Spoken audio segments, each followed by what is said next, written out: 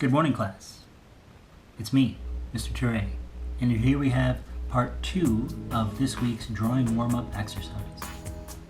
We just tackled a challenging shape, the sphere or three-dimensional circle with light source and shadow suspended in space next to a UFO over a pyramid. You did a great job. I cannot wait to see them. So now we have something to relax with. One of my favorite cartoon characters of all time, and I won't tell you who it is. We're going to have to guess together. So we're going to need a piece of paper, an eraser, pencil with a sharp point, our confidence, and we're going to start in the middle of the page, closer to the top.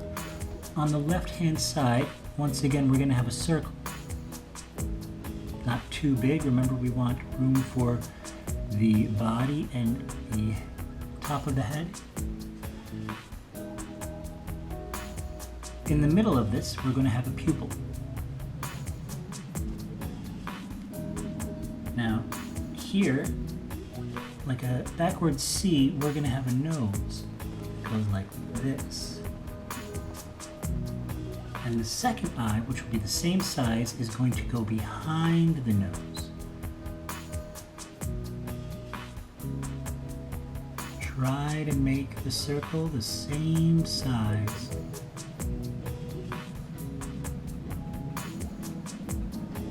Sometimes, just like getting a flu shot, it's good to go for it all at once and not hesitate. This eye is slightly smaller. We don't want to do that, so we're going to keep going. We'll erase, and we're going to go a little larger. Alright, I hope you guys don't mind 2 drawing exercises this week. You don't have to do both if you don't want to. I'm happy if you do one. Alright, so now, from this eye to this eye, we're going to make sort of like the face or the puffy cheeks of this character. This hilarious, brilliant, sort of the one that saved the day at the end of the series. Alright, and up here, the shape is going to continue behind the eyes, and it's going to form like a teardrop. Any idea yet? Alright, I hope you guess it. 3 eyelashes here, and here, and here, and maybe an eyebrow here and here. Her ears are going to be on the cheeks, one here, moving along, one here, and now, underneath the eyes and the nose, we're going to have sort of an open mouth smile.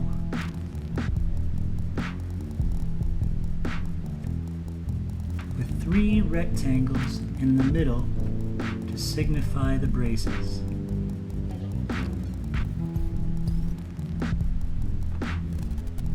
Alright, now we're going to go from this ear and make a pass over the head and connect at this ear. Going to go slightly up. Ooh. Okay, as long as we correct. Slightly up. Let's get rid of this slight imperfection. I didn't use a light line, so it's harder to erase. My bad. And we're going to make a little colic or hair sticking up here. 1, 2. Alright, so far so good.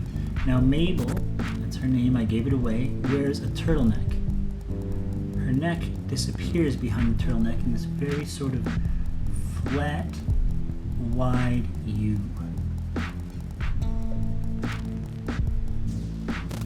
Now we're going to go behind the neck.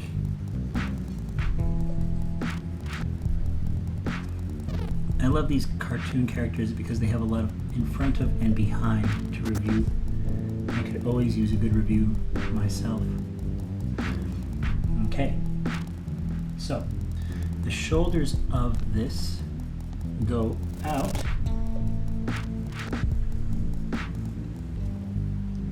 on one side, and symmetrically, we're going to make sure it measures up, and we're going to go out. The sweater itself is like a Kool-Aid pitcher or an eggplant.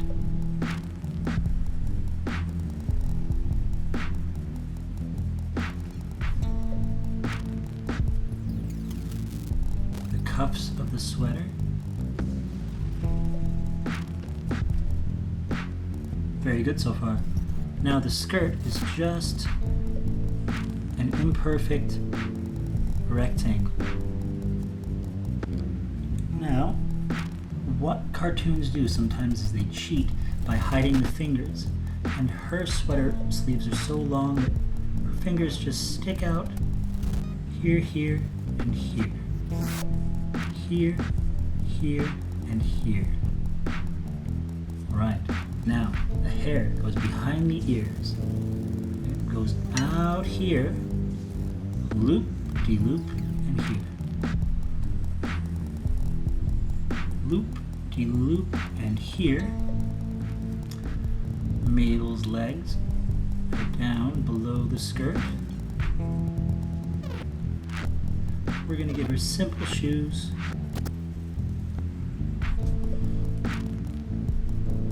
Same size roughly here. Same size roughly here.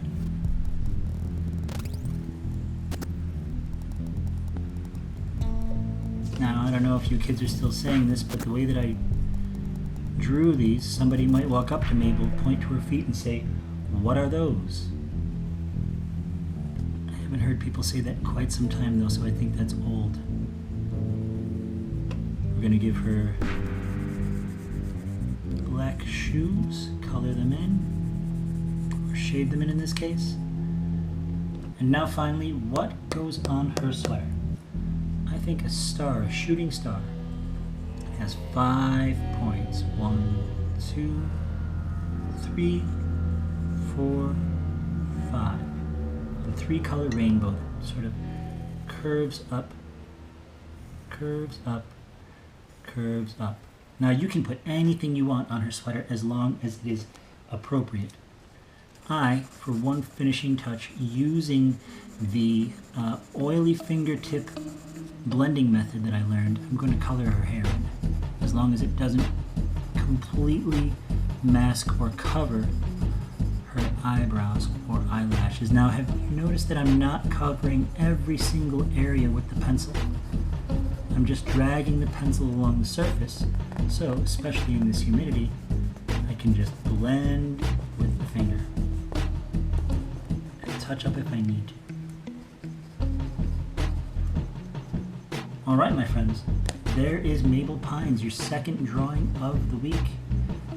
I look forward to seeing how this turns out, what you put on the sweater instead of the star if you decided to improvise.